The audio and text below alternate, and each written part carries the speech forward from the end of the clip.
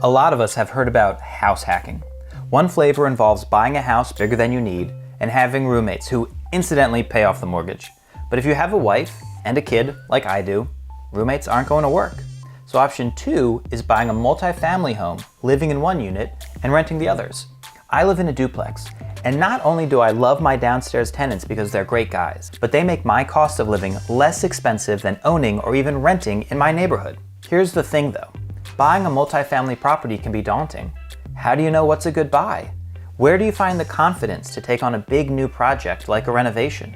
How do you balance your interests as an investor against your overall quality of life?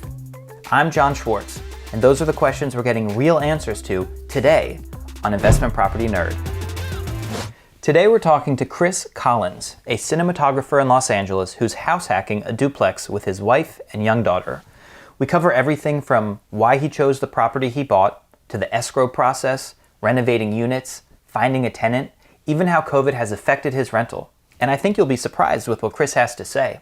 I can't thank Chris enough for the time he's given to me and you to discuss his journey. If you'd like to know more about Chris the cinematographer or Chris the real estate investor, check out his websites, which I've also linked to in the description below. And be sure to pay attention around the 23-minute mark, when Chris and I go over his monthly financials. You'll see we disagree over how to conceptualize one's gains as a house hacker.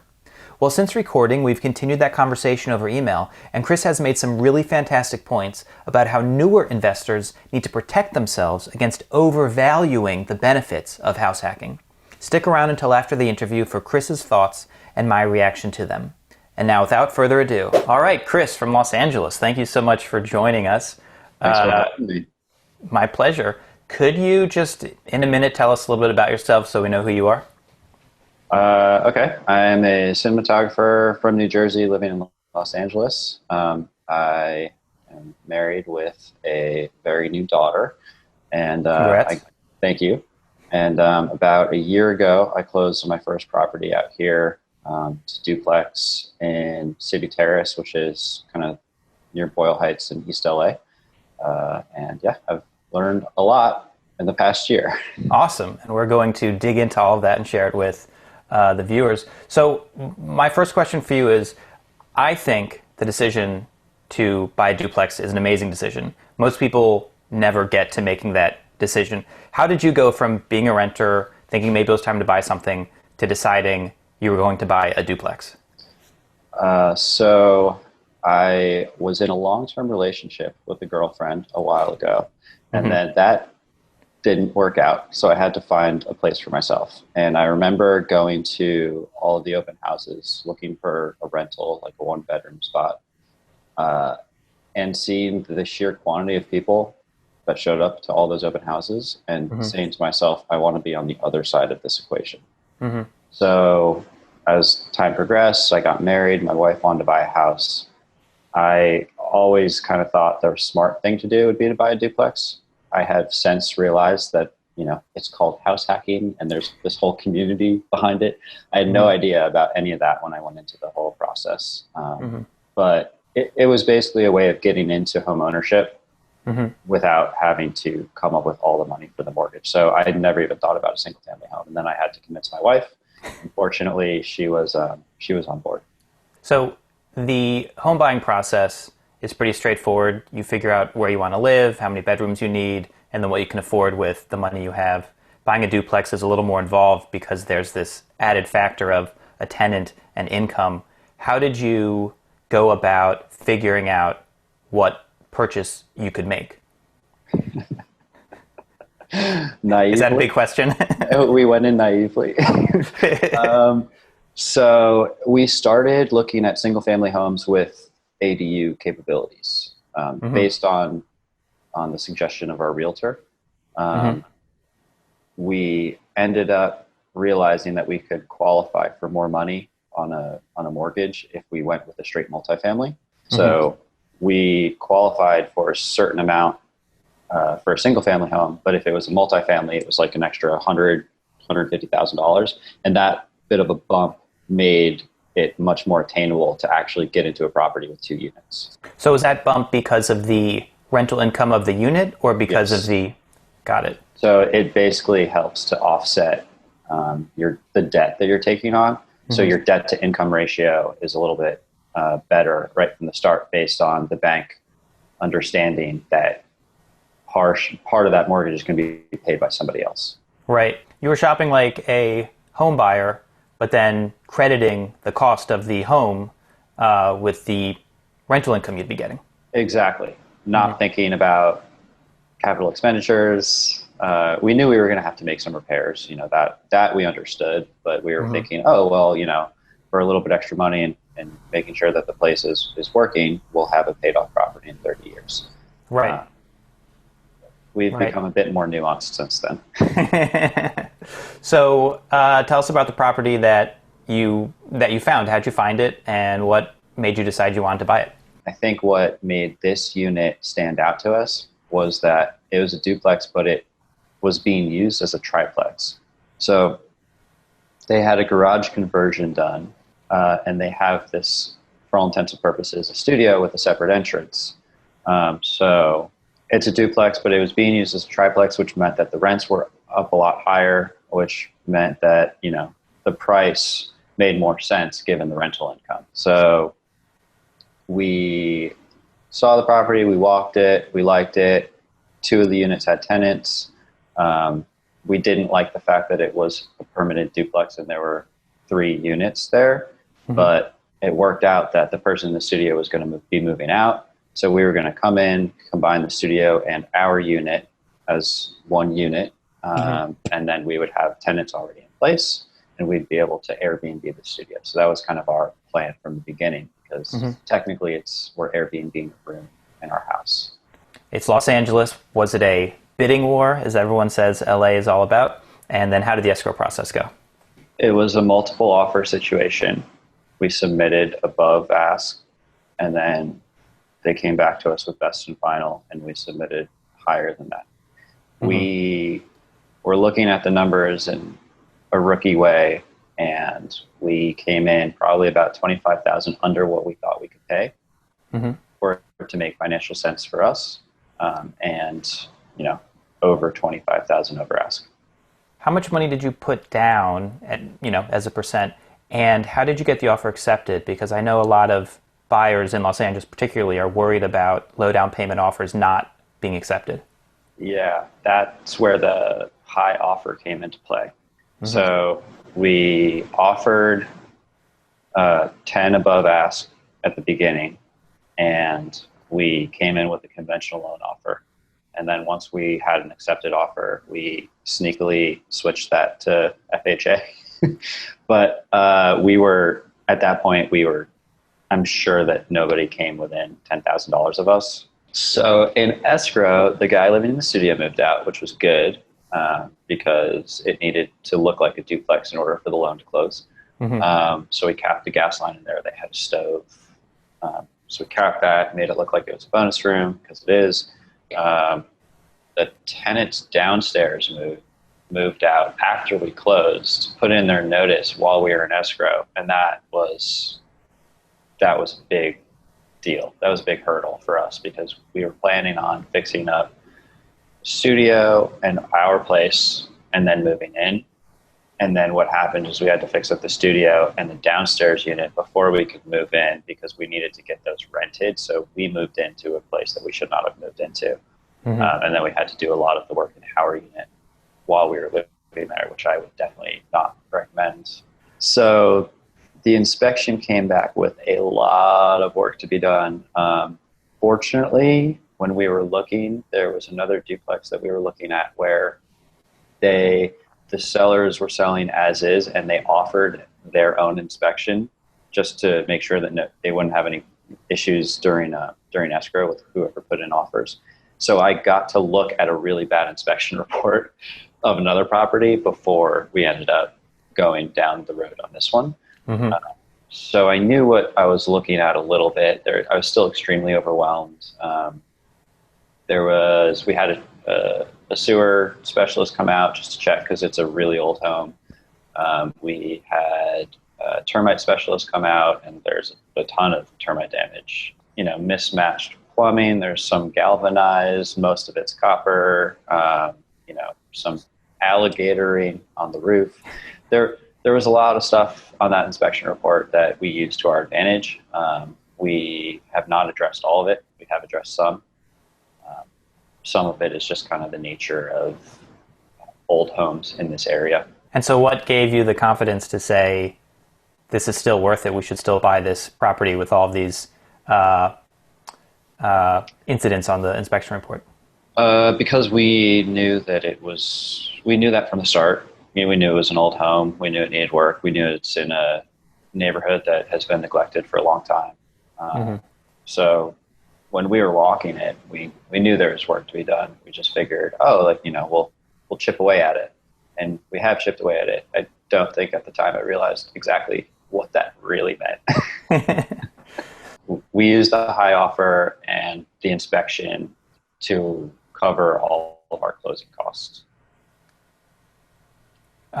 Explain what you mean. So because we were offering above ask and whatnot, and the inspection came back, and there was a lot of work that needed to be done.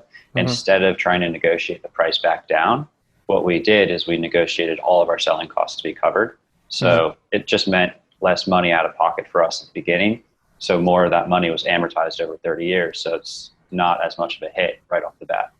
Got it. But the appraisal, because it was an FHA loan, the appraiser called out a lot of stuff that we had to fix before we could move in. So we had to install handrails. We had to paint over chip paint.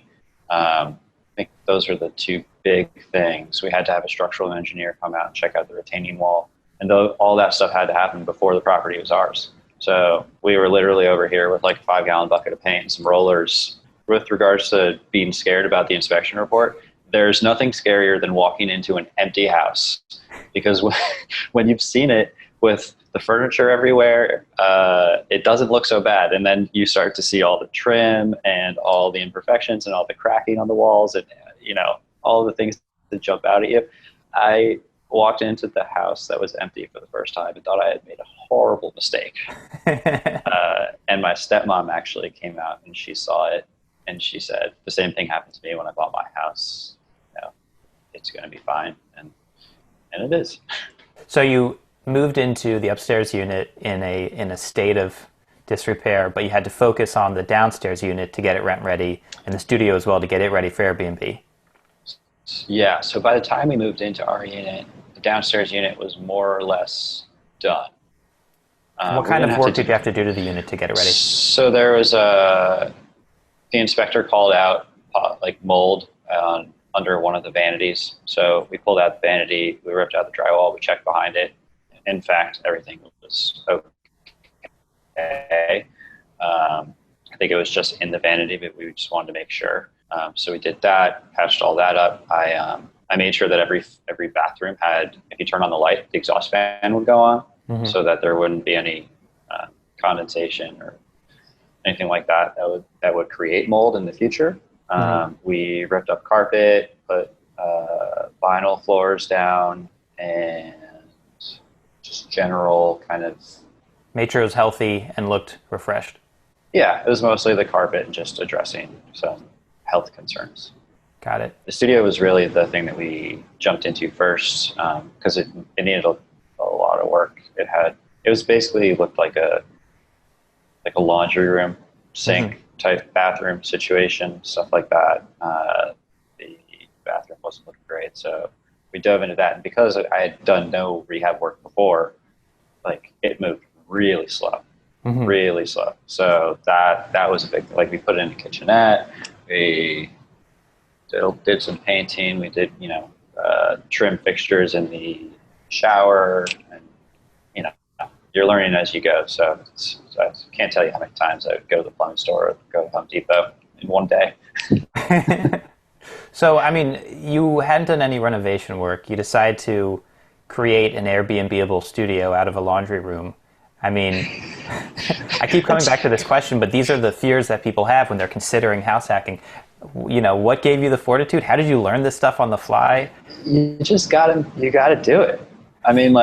The bottom line is if you're willing to put in the work, you can make it happen. I just spent a ton of time on YouTube learning as much as I could. I knew that I basically found, a real estate person who is a landlord in Los Angeles who has a YouTube channel. And I learned all my landlording stuff on that front, or on that subscription. Mm-hmm. If you're willing to figure it out, you can make it happen.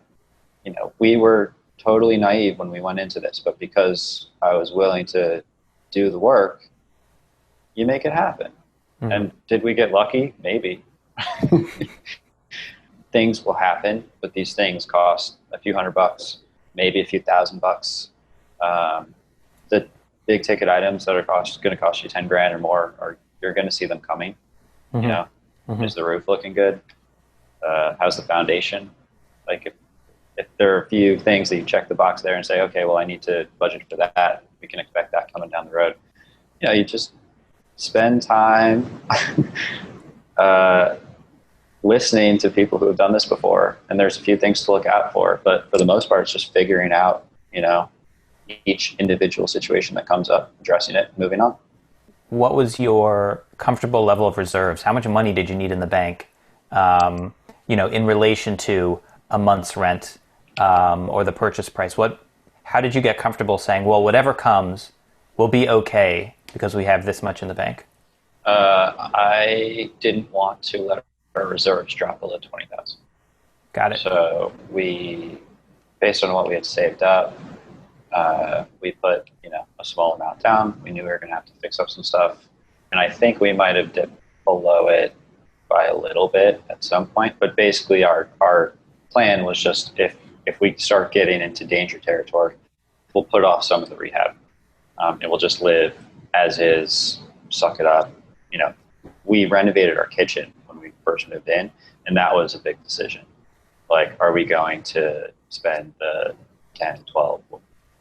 We did it for pretty cheap, but so you kind of just looked ahead at what the reasonable cost coming down the road would be, felt like you could handle what you needed to handle, and if things got tighter than expected, you could just forestall subsequent work.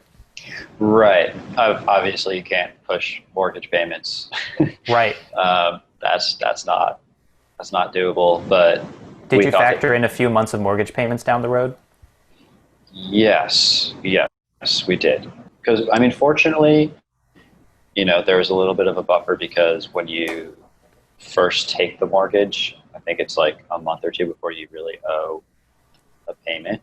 Right. Or at least in our situation, it was. So that helped, because that gave us a little bit of time where we weren't paying the full mortgage. Mm-hmm. But then it kicked in, and I think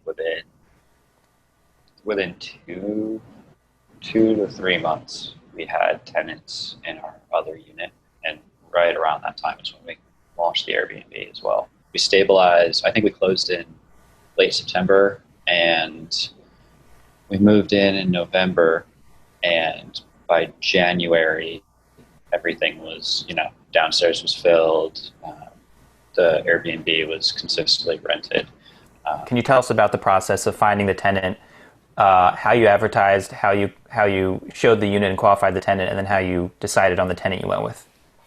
Okay, so we took good pictures, and we put them on Craigslist, apartments.com, pretty much anywhere that I could post for free, I did.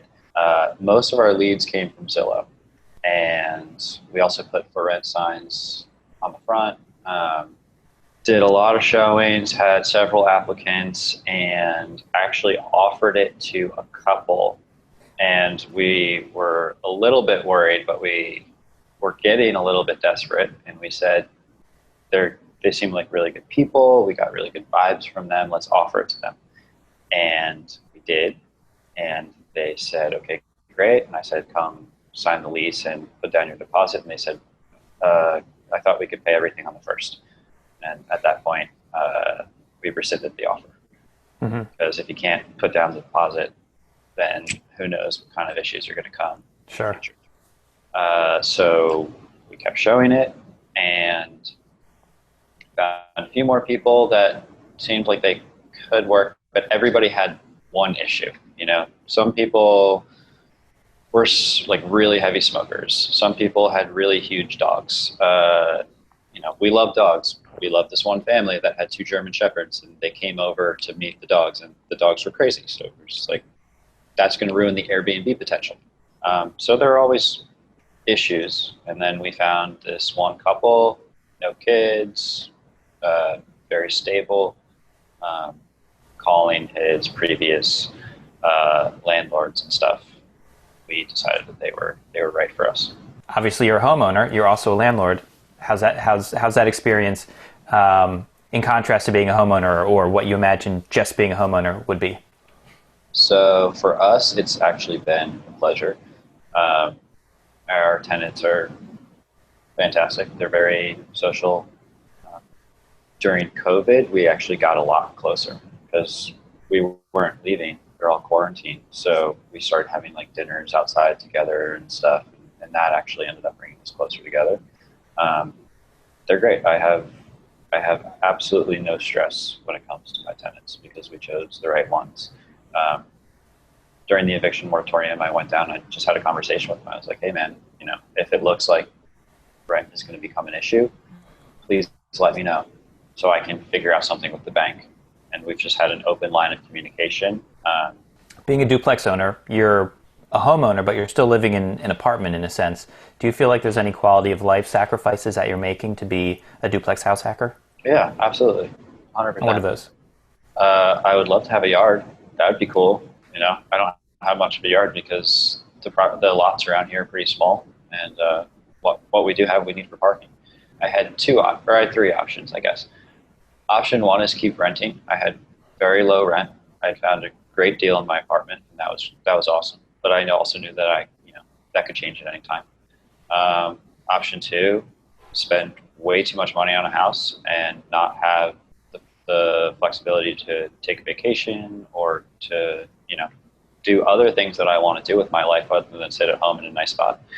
And option three was continue living in a quote unquote apartment that I own and start building equity and putting money away and building net worth.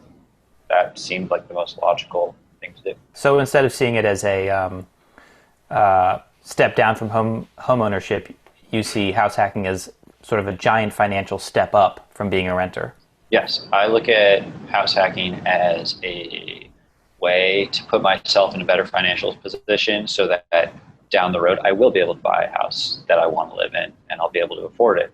So, this is a necessary step on that journey. Okay. So you started with an FHA loan. What percent was your down payment? We put 5% down. So you put 5% down on a duplex, which carries a pretty hefty PMI charge.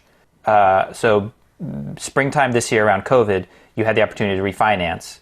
And let's talk about that.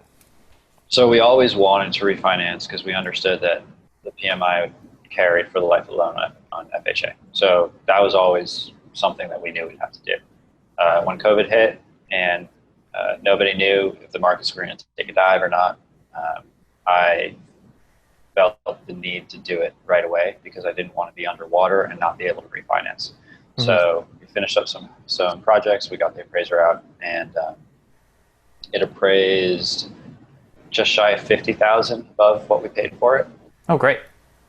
So what we did is they actually allow you to put 15% down on a conventional loan.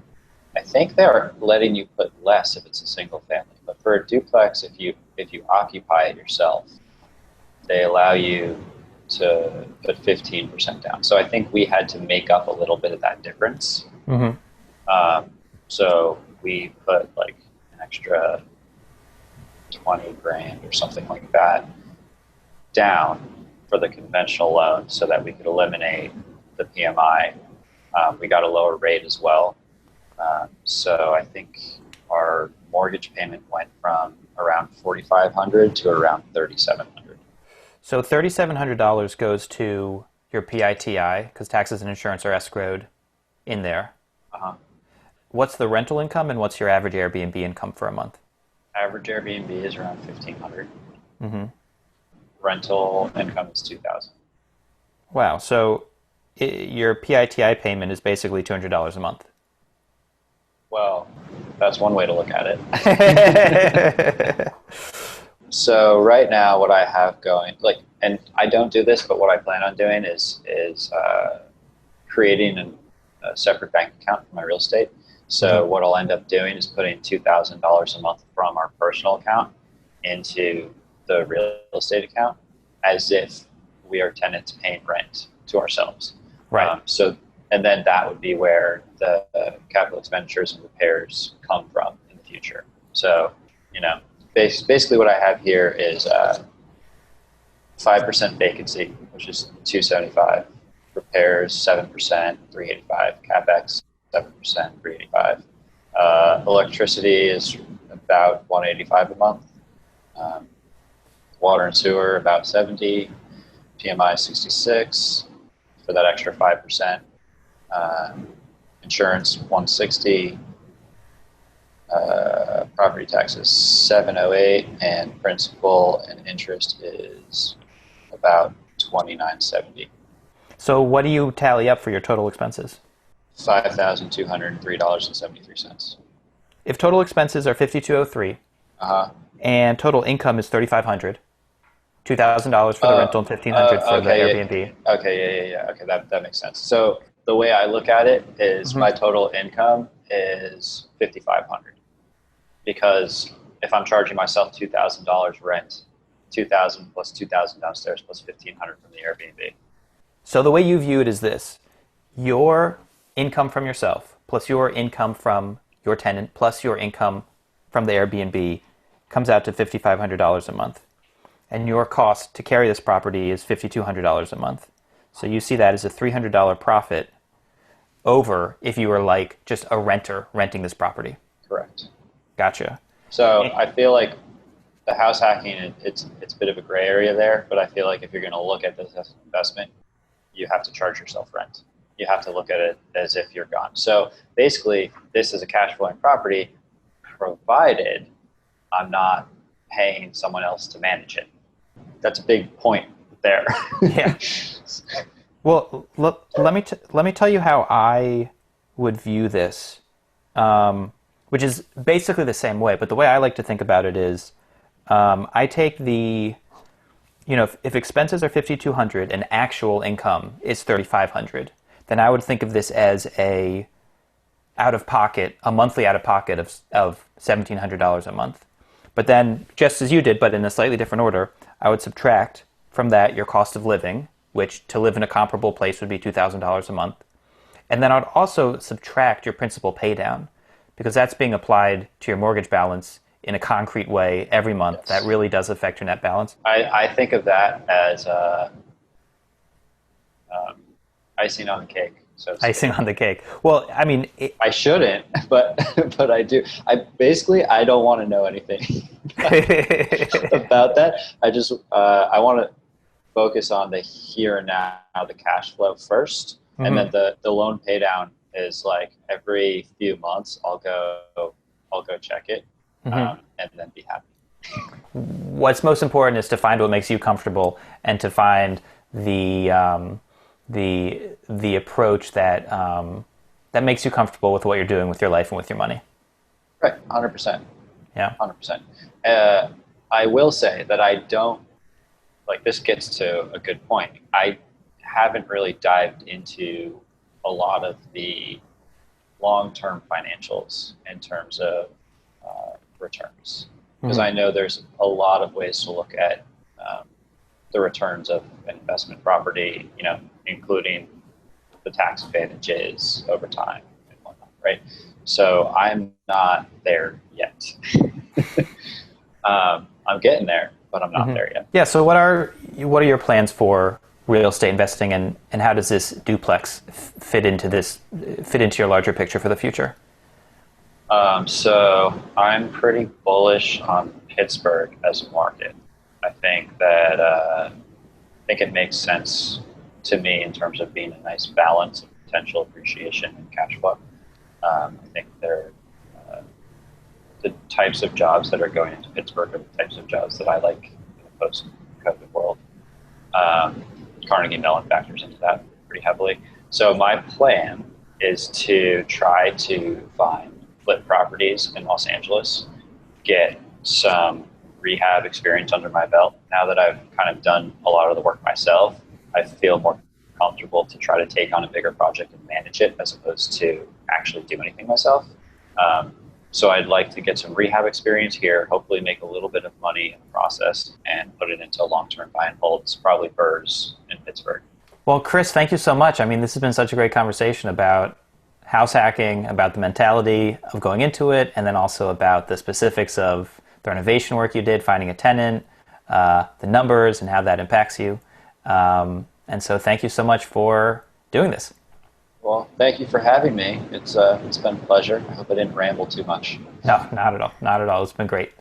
So after that recorded conversation ended, Chris and I chatted some more about our experiences and plans before Chris had to run to check out a potential flip in the Valley. That's the San Fernando Valley for any out-of-staters. We continued the conversation over email, and Chris made a valuable point that he wanted me to share. Chris wanted to emphasize the inherent risk of unrealized gains. To quote from his email, "You can be underwater on your home, but if your monthly cash flow is net positive, then it doesn't really matter. On the flip side, it doesn't much matter if you have a lot of loan paydown or appreciation unless you cash out." Now, Chris certainly isn't wrong, but I disagree with him on one point. I agree that appreciation gains are unrealized, in fact, immaterial, until you collect them by way of a sale or refinance. However, I put principal paydown in a different bucket than appreciation. Each month, some portion of your mortgage payment goes toward principal paydown, which means that your loan balance actually decreases a small amount each month. Now, in life, what you own minus what you owe equals your net worth. A financial planner would say your assets minus your liabilities equals your net worth. So by paying down a small amount of loan principal each month, you're tangibly increasing your net worth each month. To this you might ask, well, how is that different from appreciation? Appreciation and principal paydown, they're both numbers on a computer screen, not cash in hand. What makes one different from the other? To that I would say, and let me stress that this is my viewpoint, not some inarguable fact, I would say that principal paydown is different because it impacts you positively regardless of what happens. If real estate appreciates massively and you sell, because of the principal you paid down, you'll have a little extra in profit. And if the real estate market suffers another huge crash and you're forced into foreclosure, because of the principal you paid down, you'll owe a little less money to the bank. It's a terrible outcome, but it's made a little better by the principal paydown. Now, Chris disagrees and argues that principal paydown is absolutely unrealized, and again, his viewpoint is totally valid. Moreover, he made what I think is the most important lesson to take away from our back and forth. Chris made the point that, regardless of who is technically correct, and now I'm quoting him again, if a single asset makes up most of your net worth and you have limited cash reserves, then I think you should be more conservative in how you look at your financial situation. If you have a new investor putting 5% down into a house hack, a market change will dramatically limit their options and could easily shift them to negative net worth. Chris, I completely agree, and I'm glad our emails provided this coda to the interview. It's important for a new investor to appreciate the real risk of a low down payment purchase and not to use optimistic math to obscure that risk. What do you think about appreciation, principal paydown, and risk as house hackers? If you have thoughts, I want to hear them. Please let me know in the comments below. And if you'd like to know more about Chris, these are his websites, and they're linked to in the description below. One more time, Chris, 1,000 thanks for your time in making this video. Well, that's it, friends. Please hit that thumbs up button if you've learned something new, and don't forget to subscribe so more great content ends up in your feed. See you next time on Investment Property Nerd.